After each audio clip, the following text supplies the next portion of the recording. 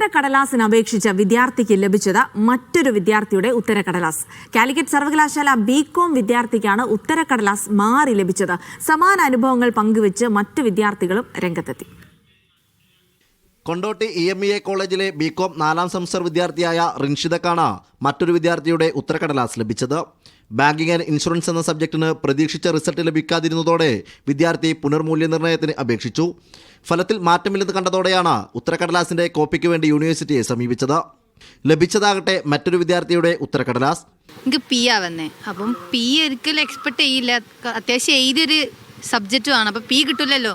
അങ്ങനെ റിവാലുവേഷന് കൊടുത്തേ. Revaluation result വന്നപ്പോഴും നോ ചേഞ്ച് ആയിട്ട് വന്നേ. അപ്പോൾ അതിന് എനിക്ക് സംശയം തോന്നിയിട്ട് ആ റിവാലുവേഷൻ സെക്ഷനിൽ പോയിനെ.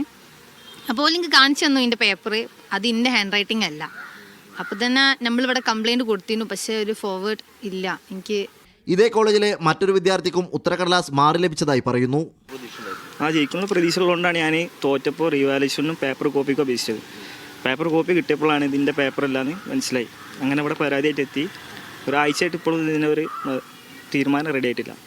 വീഴ്ച വരുത്തിയവർക്കെതിരെ നടപടി ആവശ്യപ്പെട്ട വിദ്യാർത്ഥി സംഘടനാ നേതാക്കളും രംഗത്തെത്തി. ഇതിൽ കൃത്യമായി നടപടി ഉണ്ടാവണം. കാലിക്കറ്റ് സർവകലാശാലയിൽ നിന്ന് ഇങ്ങനെ ഉണ്ടാകുന്ന വിദ്യാർത്ഥി വിരുദ്ധമായ നടപടികൾ കൃത്യമായി പ്രതിഷേധത്തിലൂടെ രേഖപ്പെടുത്താൻ തന്നെയാണ് ഞങ്ങളുടെ തീരുമാനം. പരാതിയിൽ നടപടി ഉണ്ടാകുമെന്ന് പരീക്ഷ കൺട്രോൾ ഉറപ്പു നൽകിയതായും വിദ്യാർത്ഥികൾ പറയുന്നു. മീഡിയ 1 കോഴിക്കോട്.